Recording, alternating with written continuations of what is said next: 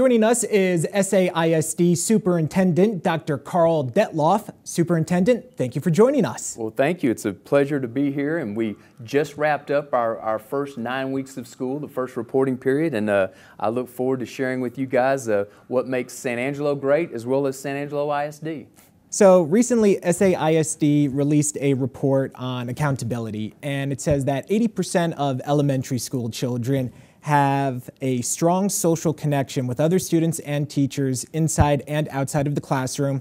When it comes to the report, what else are you proud of, and where do you still see some room for growth? Sure. Well, I'm glad you brought that really indicator up, because that's probably one of the indicators that I'm most proud of, because it shows that kids and families still like school. I think there's so much political rhetoric outside now about public schools but when you zoom in and hone in on the school experience that a child has, people still like their teacher, they like their classroom, they like their friends, they like their school. So when you look at that data, and it really is kind of indicative of data across the state, individuals like their school.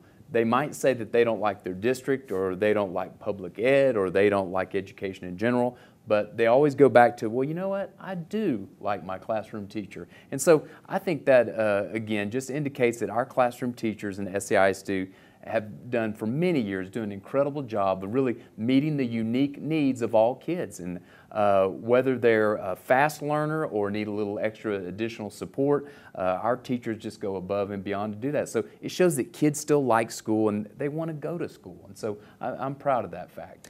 You know, we talk about socialization, and during the pandemic, a lot of homeschool and adults working from home as well, and there was kind of that loss in human-to-human interaction.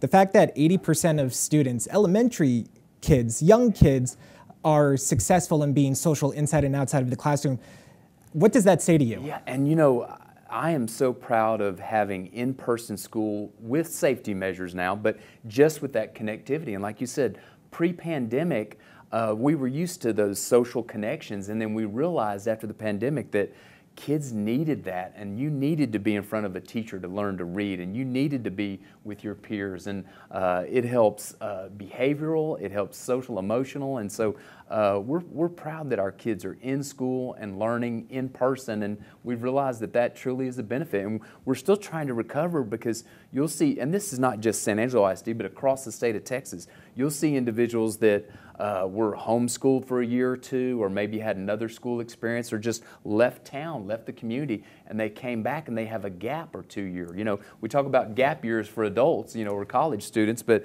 we have gap years in early childhood, like K1 to 2, and those are just the fundamental blocks of reading. You know, you've got to have that K1 to experience to be a proficient reader by 3rd grade. Absolutely. And speaking of ratings and rankings, the Texas Education Agency recently made the decision to delay their annual school ratings. The TEA had said that they need to make adjustments to account for performance after the pandemic. A lot of school districts have signed on to a lawsuit in terms of the new criteria. SAISD has not. Why not? And is there maybe something you want to see change from the state level rankings? We oppose the new criteria, but what we're not opposed to is assessing kids. We want kids to have formative feedback, formative assessments, where they're taking these periodic assessments that you and I took. They may be weekly quizzes, it may be monthly test grades, it may be end of course unit exams, or it may be 9-week or 6-week exams, whatever the grading period is. So we want kids to have quizzes, tests, assessments. We want to understand and fully comprehend how they're doing. However, what we don't want to do is have a rearview mirror data where a one-shot, one-day piece of data indicates what we're doing the entire school year. So I think for SAISD, we want to look at the complete child. So how do you have a successful educational experience? That 80% you mentioned earlier, that has nothing to do with the test. That's in-class exposure. And so we want kids to really feel the benefit of a complete, successful academic education.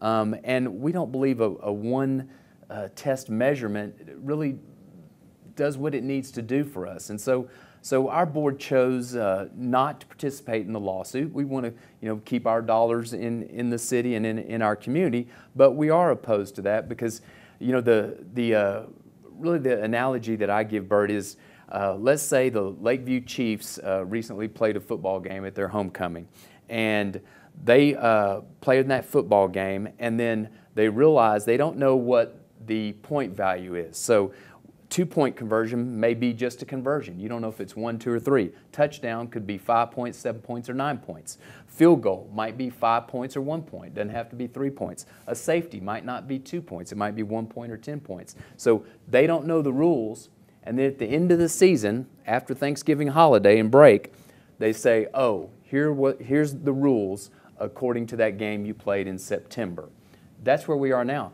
This data is data, rearview mirror data. It is from May, end of April, May. And so we believe more in our measurement of academic progress, our MAP test, which are periodic tests throughout the school year to show where kids are and how they're progressing, and then how do we adapt instruction to meet their needs. So we just believe in those ongoing assessments. But at the same time, we believe that that assessment is important. We want to do well on a state assessment. We want to do well on a weekly quiz. So we want to do well in all of them and show progress. Absolutely. You guys also like to assess in real time as that week is going on, as that marking period is going on as well. And speaking of the state, a lot of discussion in the state capitol right now about school choice and school vouchers. If that was to be adopted, how do you think that might impact SAISD? Yeah, I just think that, you know, Article 7 in the state constitution sets out,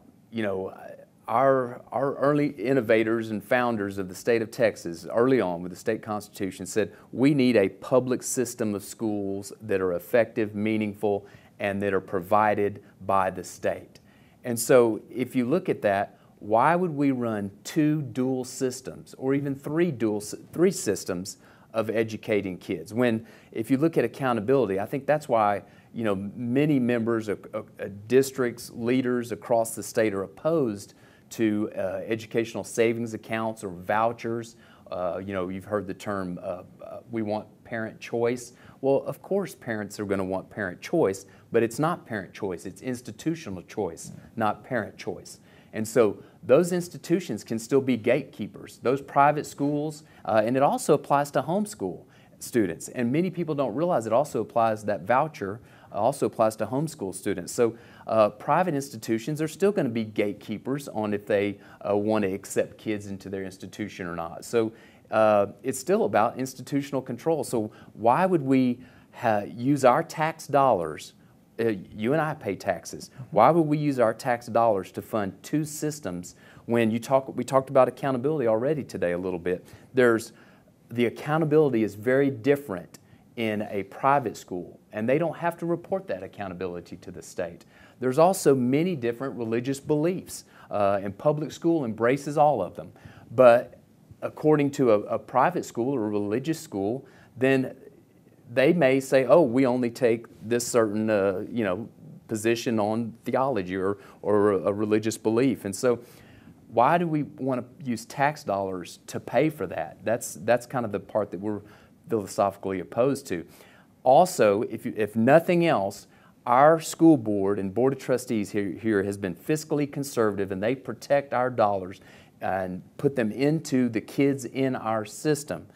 It would cost the state of Texas every biennium between $16 billion and $25 billion every biennium, every 2 years, to run another school structure, as ESAs or vouchers or parent choice, whatever they want to call it. But it would cost $16 billion to $25 billion every 2 years. So if you think about that, why wouldn't we invest that money into our classroom teachers and campuses right here, right now in San Angelo, instead of investing that in institutions where we have no control? We have no control over their doctrine. We have no control over their accountability. And so that's what's puzzling to me as an educator and professional for 33 years is why don't we keep our tax dollars in the schools according to Article 7 of the state constitution? Certainly a lot of money that is up for play, for lack of a better term. Big things are happening here in San Angelo. You just had the recent groundbreaking for McGill Elementary.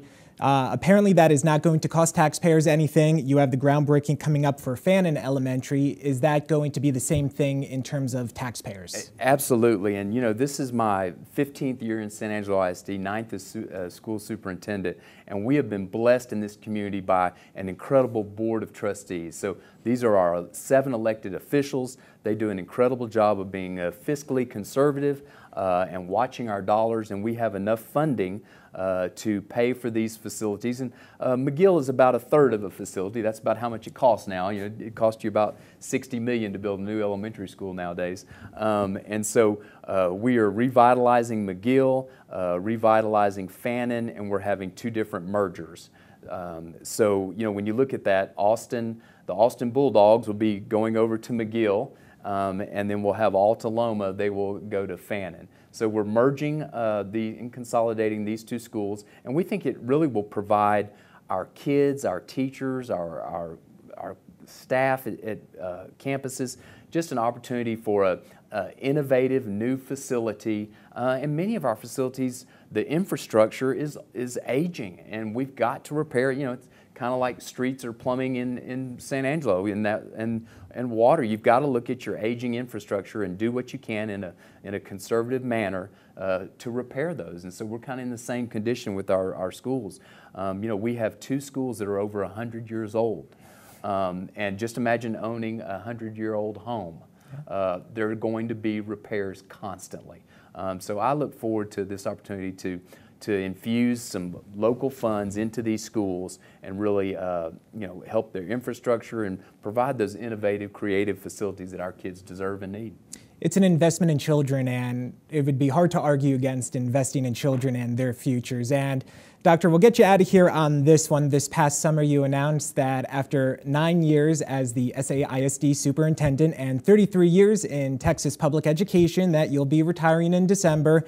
When you look back at your career, maybe what are you most proud of? What kind of jumps out at you? Sure, and I think, again, the blessing in San Angelo, we relocated to San Angelo. I'm a West Texas transplant, and it has been absolutely the best decision that my family and me that we've ever made. It's just been an incredible community.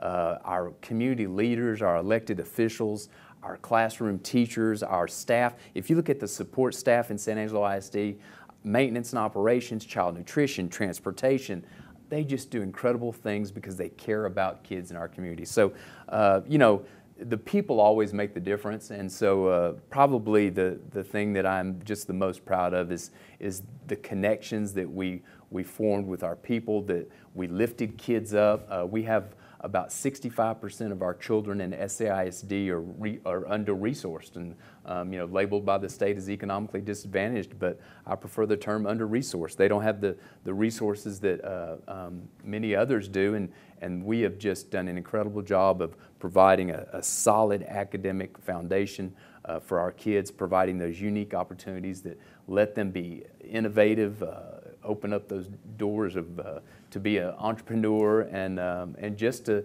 have success. You know, we talk about our learner profile. How are they communicators, creators, critical thinkers? How do they do that and collaborate with one another? And so I think our learner profile does that, and I'm just most proud of our people here in this community. I think we've set the conditions for success.